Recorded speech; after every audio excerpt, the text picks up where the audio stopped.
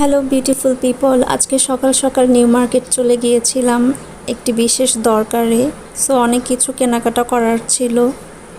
New market যাওয়া হলে সবসময় আগে আমি ইডেনের সামনে নামি। এখানে অনেক ছোট ছোট স্টল থাকে আর অনেক প্রয়োজনীয় জিনিস থাকে খুবই রিজনেবল প্রাইসে।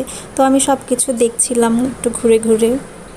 আসলে এই জায়গাটা মেয়েদের খুব পছন্দের জায়গা। এখানে পাওয়া যায় না এমন কোনো জিনিস নাই, ছোট বড় সব প্রয়োজনীয় জিনিস আর খুবই রিজনেবল প্রাইসে এখানে পাওয়া যায়। তো আমি একটু ঘুরে ঘুরে দেখছিলাম। ইডেন কলেজের 1 নাম্বার গেটের সামনে এই রাসেল মামা বসে। তো আমি সবসময় ওনার থেকেই ভেলপুরি খাই। ওনার ভেলপুরিটা আমার অনেক ভালো লাগে।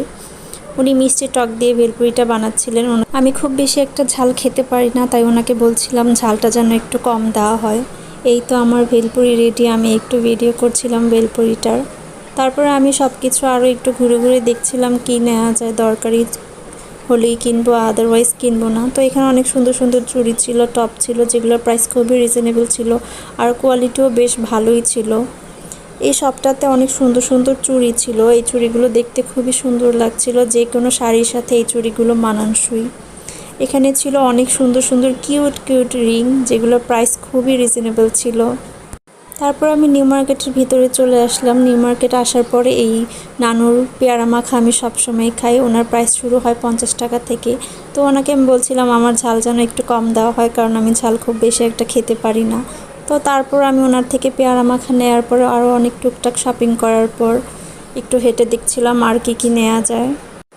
তারপর আমি বাসার উদ্দেশ্যে রওনা দিই। নগর ভবনের সামনে দিয়ে আসছিলাম, তাই ভাবলাম একটু ভিডিও করা যায়। আমি সানারপাড় বাস স্ট্যান্ডে নেমে যাই। সেখান থেকে নামার পর একটু হেঁটেই আমি মাস্টার বেকে চলে আসি। মাস্টার বেকে আসার পরে আমি সব কিছু একটু ঘুরে ঘুরে দেখছিলাম আসলে কি নেওয়া যায়। এখানকার কেকের কোয়ালিটি অনেক ভালো আর অনেক মজা, তাই এখান থেকে কোন কেকটা নেব ভাবছিলাম। আর কেক নেওয়ার একটা রিজন হচ্ছে আজ আমার ছোটো বোনের জন্মদিন।